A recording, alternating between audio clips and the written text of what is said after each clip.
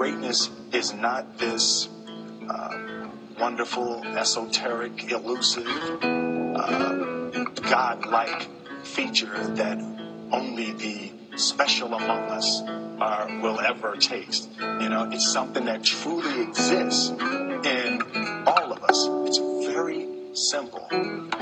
This is what I believe, and I'm willing to die for it. Period.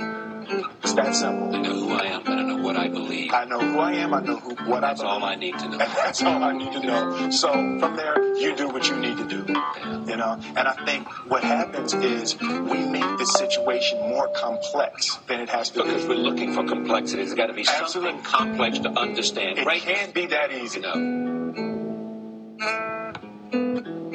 We didn't grow up with the sense that where we were was where we were going to be.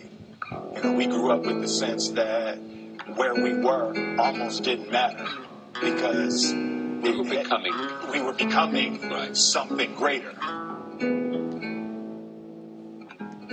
The separation of talent and skill is one of the greatest misunderstood concepts for people who are trying to excel, who have dreams, that want to do things. Talent you have naturally. Skill is only developed by hours and hours and hours of beating on your craft. I've never really viewed myself as particularly talented. Where I excel is ridiculous, sickening work ethic. While the other guy's sleeping, I'm working. While the other guy's eating, I'm working. There's no easy way around it. No matter how talented you are, your talent is going to fail you if you're not skilled. If you don't study, if you don't work really hard and dedicate yourself to being better every single day, you'll never be able to communicate with people, with your artistry, the way that you want. So the only thing that I see that is distinctly different about me is I'm not afraid to die on a treadmill. You might have more talent than me, you might be smarter than me, but if we get on the treadmill together, right, there's two things. You're getting off first, or I'm going to die.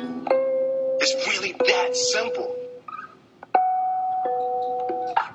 You don't try to build a wall. You don't set out to build a wall.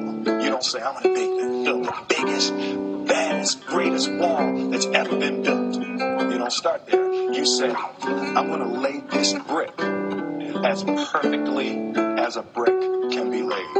And you do that every single day. And soon you have a wall. Idea.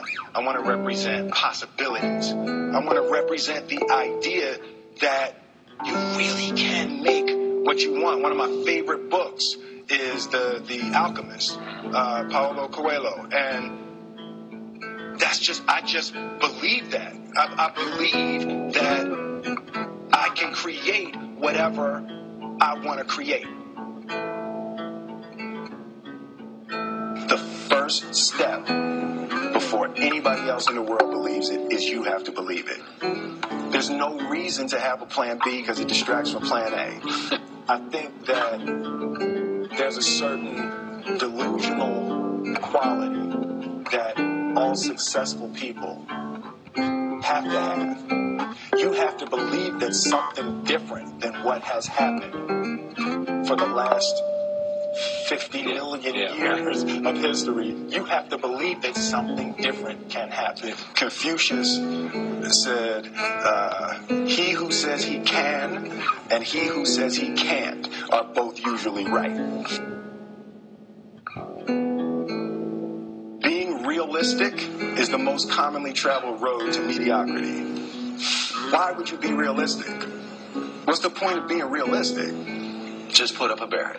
Yeah, I'm going to do it. It's done. It's already done. The second I decide it's done, it's already done. So now we just got to wait for y'all to see. It's unrealistic to walk in a room and flip a switch and lights come on. That's unrealistic. Fortunately, Edison didn't think so. It's unrealistic to think you're going to bend a piece of metal and fly people over an ocean in that metal. That's unrealistic. But fortunately, the Wright brothers and others didn't believe that. And it just seems like such a ridiculous unrealist idea to me to embrace the idea that it's not going to happen, that's not real, for that to happen. As soon as you say it, now you just made that real. Our thoughts, our feelings, our dreams, our ideas are physical in the universe. That if we dream something, if we picture something, we commit ourselves to it, that is a physical thrust towards realization that we can put into the universe.